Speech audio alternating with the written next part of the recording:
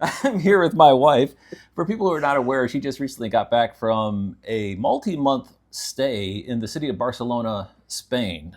And she came back with many stories, some of which had to do with transportation and how in European cities is much different than here in the United States. I thought it might be worthwhile to do an Out of Spec Bits episode. Let's get into it.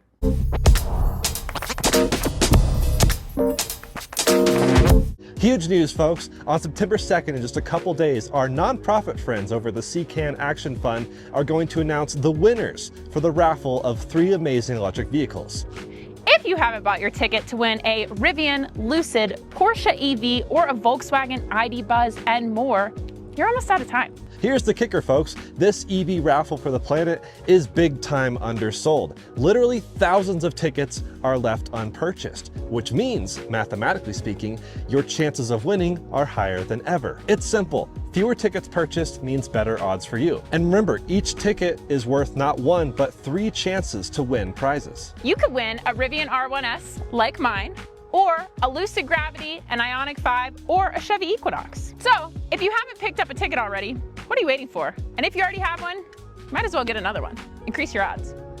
Tickets are just $200. Go to www.evraffle.org to get yours today before time runs out. That's evraffle.org. The link is below. For those who are not aware, this is my wife, Miriam. Hello, Miriam. Hi. Hello. And recently just got back from Barcelona, Spain, and home to the very famous cathedral by architect Gaudi. And the name of the cathedral I always have a difficult time pronouncing. Sagrada. Sagrada? Familia. And it looks like it's not going to be done anytime soon, but at least you got to go and carve your name in the wet concrete. No, well, it should be done. The main building should be done by next year. But there's still a whole side that has to be done. So there is a famous saying over there, when people are not getting things done quickly, they say, the Sagrada Familia will be finished before you do that, or you're going at the pace of the Sagrada Familia building, so. I didn't realize how much it occupies the center of the city, though. It's just a massive structure. It is a massive structure. Wow. It's probably several blocks around, Wow. about 2 blocks. And they're still missing a whole side of it, which they're going to have to take down some buildings that are residences and stuff to build it, because when the building started, this was about an hour away from what Barcelona was. Oh, okay. And so, 100 and some years later, the city, grew. Yeah. And now they're thinking there's a bunch of controversy about what they're going to do with those people if they want to finish the original plan. I bet they're compensated one way or the other. Well, they don't. It's a very expensive city for the locals, so it's a bad thing. Okay, so concerning transportation, as I mentioned, you didn't just go and visit as a tourist, and it was a little bit unnerving here in the States. I was seeing a lot of press stories about how there was anti-tourism protests going on in Spain while we were there, but you weren't actually a tourist. You were more or less a resident of Barcelona during this time. Is that fair to say? Well, technically I was, but I was still kind of a tourist. But I never saw anything. I was there for 2 months and I didn't see any protest regarding tourism, even though they were happening at the same time. So, because I was in the tourist area, kind of, and then I wasn't really a tourist, so I wasn't really involved in that. I did see some protests, but it wasn't about that. Okay, and what was the name of the organization that you went with? Just so it's called people can be aware? CIEE, and Okay. it is an organization that helps students to study abroad in immersion programs. Not only in language and culture, but it could very well be like if you want to do fashion merchandising, you go to Milan and Madrid and Paris and things like that, or you can do culinary and you can study in France or in Italy. So it's all about like taking the students to where things happen so they can live them, in the place that happens. Definitely immersive, yeah. And with you being there as long as you were, it was a different perspective. And as I understood, when you got there, you were given from the organization a city bus pass or a municipal public transportation pass or something like that. Is that how it worked? Yeah, it was a transportation pass, and the transportation pass included buses, trams, trains, cable cars, anything that was transportation based except for bicycles. They do have bicycles there that you can rent. You can use your bus pass for, and it unlocks the bike racks. And you can use the bike, and you have 30 minutes to use it. And it's just so bikes don't just congregate in one area of the city. So you have 30 minutes wherever you get. Usually the bike stays there. Is it like in that electric area. bike? No, it's just really a Just a pedal pedal bike. bike? Yeah, Oh, they okay. have pedal, but they do have the electric bikes. But the ones that you can rent out are public, are just regular bikes. And Barcelona is divided into different zones of transportation. So the main city, it is zone one, and that was what my pass was for, was a zone one. And if I traveled outside of that zone, then I had to buy my own. I would buy additions to the ticket. Yeah, and I was thinking that if the situation was reversed and someone from Barcelona came to Charlotte, North Carolina, they would not be issued a public transportation pass in order to get around. They'd have to be given a rental car because our society is just so based on car transportation. Right. And it was notable to me that when you got there, they're like, well, here's your public transportation pass. You should be fine. Yeah. And did you find you were able to basically get everywhere you needed to with public transportation? I went outside of the zones that where I was there. I went to different areas, and I went to Andorra, and everything was just finding out where the trains go and connections, and I got to where I needed to go. I never missed not having a car. Okay, so we could get into some of the different types of public transportation in just a second, but while you were there, did you find that most of the people who were living in the neighborhood, is it called a neighborhood or the area that you were living in, also similarly relied on public transportation primarily? Yes, most people I would say that have either they rely on public transportation, but there was a lot of like scooters, like Vespas and things like that. Ah, okay. So there's a lot of that. Like- Most people will work that, and so they have lots of parking spaces and for those little bikes everywhere, and people do tend to do that because parking is a problem, because Barcelona is pretty much a apartment building kind of living. So you buy the parking or the parking spaces that are covered. You know, not a lot of cars outside at nighttime. I didn't see much of that.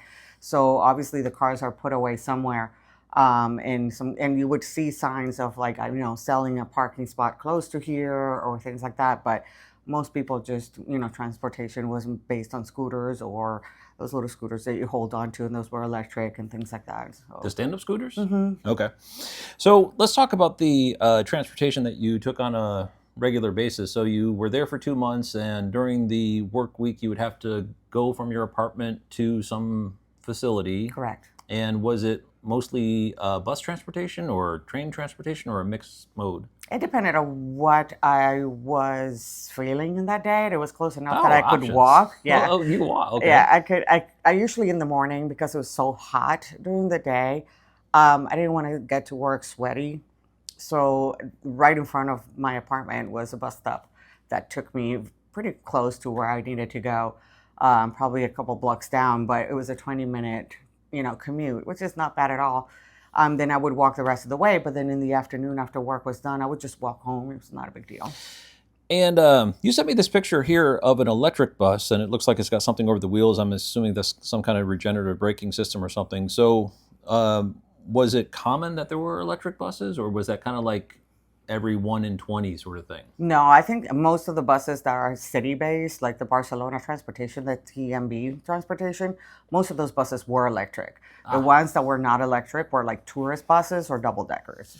And I remember after you got back here to Charlotte, we went on a trip up into Asheville to see your mother, and you mentioned about smog and how in Barcelona it really wasn't the same amount as what you're noticing back here, and you noticed it was actually you could see the difference. Yeah, there's a big difference, and not only that, but when you're also, sitting at the bus stop, the buses would come, and you don't have that major blast of heat coming from a bus or coming from a huge, unit of transport like that.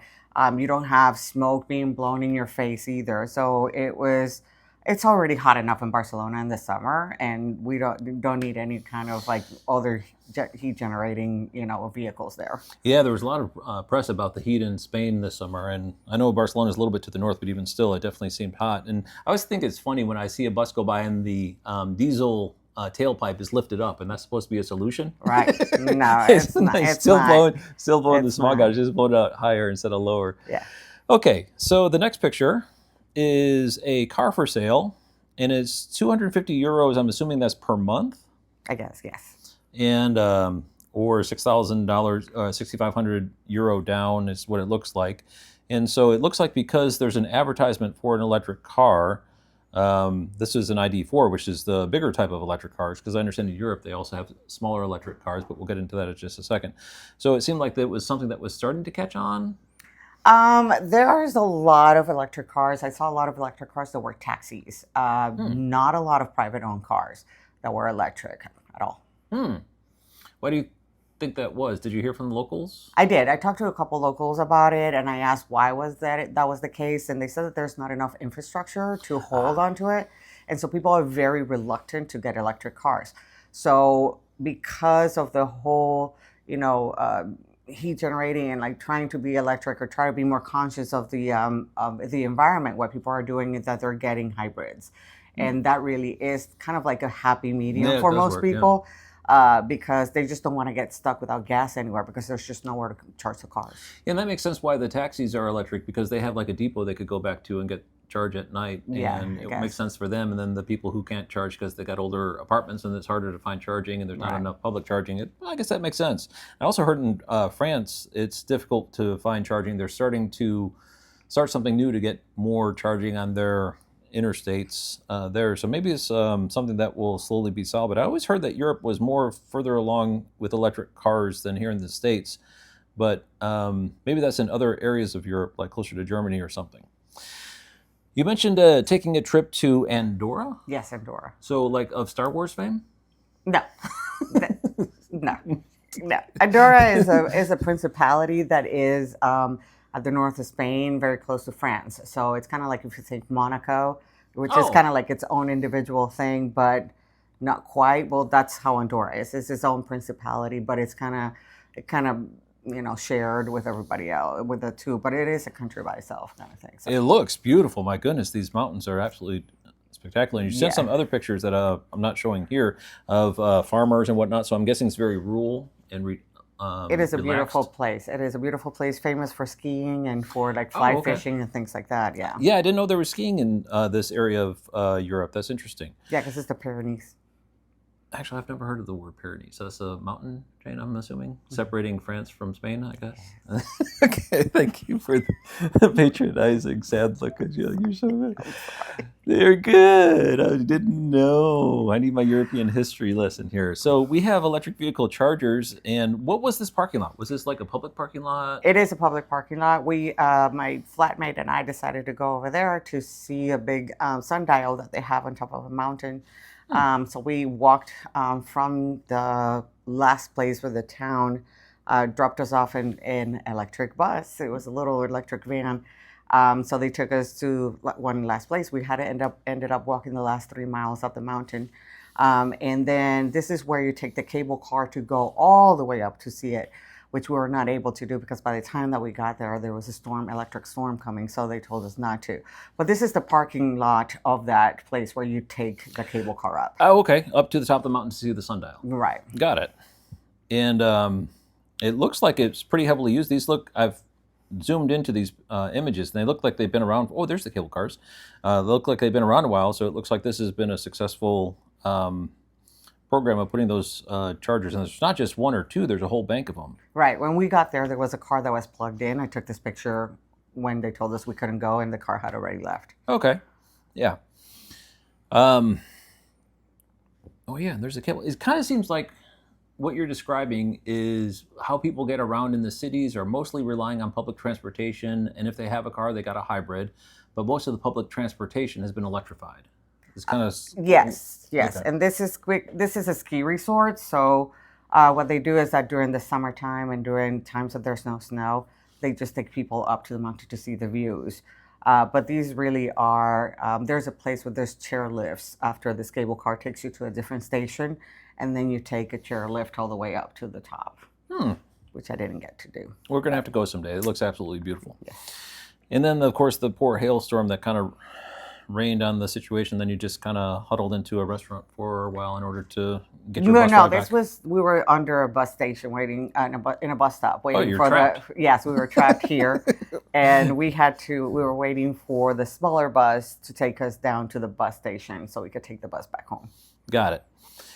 And then here's a dealership selling both hybrids and electrics, and so it seems to be that's the trendy thing to do, as you said about the hybrids. And most of the locals are not quite ready to commit because the infrastructure is not quite there yet. Right. And I actually looked this dealer up. There's a little logo on the side, and there's a whole collection of dealers that group together to make a larger organization. Mm-hmm.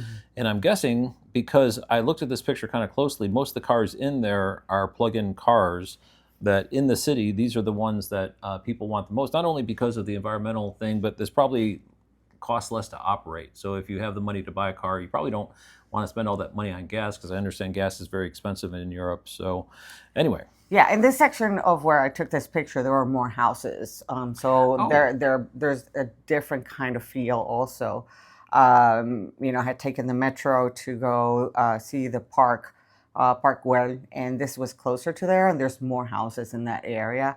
So I only saw one charging station in Barcelona, and I couldn't take a picture of it because it was very quick that I saw it. All of a sudden, it took me by surprise. But there are more houses there, so I would guess that there's more options over there. In Andorra, though, there were plenty of them. There were tons of them, considering how small the country really is. I saw maybe four, other than the station that you showed, I saw maybe 4 or 5 different other options, just single chargers for people to charge cars. And you brought this up on a chat thread while I was there about the electric.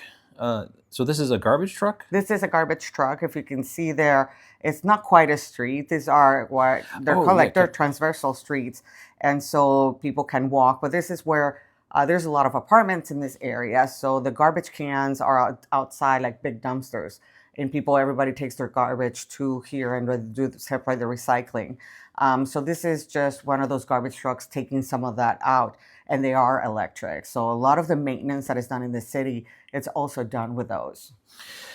Yeah, and I heard that here in the States, the Amazon delivery vans that are electric, the Rivian ones, are allowed in neighborhoods at off hours, like 2 o'clock in the morning, because they're so darn quiet. And I would think having a garbage truck electric makes it a lot more quiet because it's navigating in between apartment areas. Yeah, but they do it in the regular times. Oh, it's okay. But it's not a problem. And they have the big trucks; those are diesel, and they do, those are the ones that lift the garbage trucks. So these are more for the smaller things and like to clean up the small garbage cans. Because there's a lot of parks. Every street is full of all the neighborhoods, or the little squares have a lot of different parks. A lot of people walking around. Right. Yeah, so they have a lot of garbage cans, so there's no garbage on the ground. Because if you get caught throwing garbage on the ground, you can be fined up to 600 euros. So, or if you don't pick up after your dog or your animal, you can be charged for 600 euros. So there's a lot of garbage containers. So these ones come around and they clean up those smaller garbage cans, and then they throw them in the bigger garbage cans. I got it. And the other pictures you showed me, it really did seem like a noticeably clean city. So, okay, so now we're going out of Barcelona on a train. Is that what this is? Yes, I am going to the north, of the country, to Figueres, where Salvador Dali has his museum. Okay. And Cero, I'm assuming, is Spanish for zero? Yes, cero. And they speak something besides Spanish there. What was Castilian? No, Castilian is Spanish. What we know over here is Spanish. That's called Castellano. Okay. But in Barcelona, because of the area, it's called Catalunya. They speak Catalan. Okay. And this word is Spanish for zero, no? Correct. Okay. So 0 emissions and quiet and fast, I'm assuming? Super fast. This is the bullet train. Oh, nice. So how long was the trip from Barcelona to where you went? A little bit over an hour. Oh, must have been really beautiful being on a bullet train that was electric. So it had the overhead cables? Correct. Okay. A lot of it underground also, lots of tunnels. So. Oh, okay. Yeah. Cutting through the mountains. Interesting. And it's called the Ave. Ave. And did your pass cover this, or you had to pay an extra fee in order to get on here? No, I had to pay an extra fee for it because it was outside of that zone 1. Okay. And if you don't mind me asking, about how much was that? It was about 20 euros. Okay. round trip.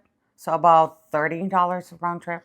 Nice clean train on the inside. Extremely nice. They had snacks. They have snack bars. Oh, This particular train was 8 cars long. wow. Yeah, it's pretty long. Crowded? Not when I went, no, Okay. but on the way back it was because people were coming back from the touristy areas. There's also stops at a different town that is also a touristy town. So they Figueres is the last city on the line, and this one goes all the way to Madrid. So it runs long. Ah, cuts through the country. Got it. Correct. But as you can see, it's super clean inside. They had tables depending on which Wow. seat you actually bought. You can either be on a simple, just regular, what you think about it, like a bus kind of, everybody facing the same direction. I was assigned, or I chose a seat that had a table in front, and there were people working, people with headphones on, people This working is on their nice. laptops. Yeah. They have also a snack car. They have restrooms, so it was pretty nice. Unlike the metro is completely different in Barcelona. So the metro is just like a regular metro. Yeah, and I was going to ask about the metro because while you were there, I happened to see a story. I don't know if AI picked up that I mentioned Barcelona, but on my roll was a story about the train, the metro train in Barcelona. And one of the things that they're famous for is they engineered a way where when the trains pull into the station, it generates electricity because they're electric trains. Correct. Yeah, so they generate electricity as they pull into the station. And what they found is they were generating so much electricity that they had all their lights and all the energy they needed in order to keep the station lit, but they had extra energy. So what they did is they started putting in electric vehicle charging that was being energized from the regenerative braking of the metro train, which was a pretty novel concept. And That I is pretty understand, cool. I understand that's unique to Barcelona, and it was also a unique engineering thing. I think in the world, they're like the first ones to pioneer that concept. That the regenerative braking from the trains was so ample that they were creating way more energy than they needed, and they found a way of storing it and giving it to EV owners. So, if I could summarize, having been there for 2 months, basically living in Barcelona as a resident, mostly it's reliance on public transportation, which is ample, reliable, clean, and mostly electric. And out in the country, there is more adoption of electric vehicles, but it's still somewhat sparse. And in the city, it's very low adoption of electric vehicles because there's very little infrastructure, and they've instead mostly rely on either hybrids or gas cars. I would say that's a fair assessment to what I saw. Very cool. Well, thank you very much, Miriam, for sharing with everyone what it's like to live in a foreign country. Believe it or not, that's not something that everyone gets to do. So much admiration for you having that experience, and glad that you were able to do it. Thanks very much for watching.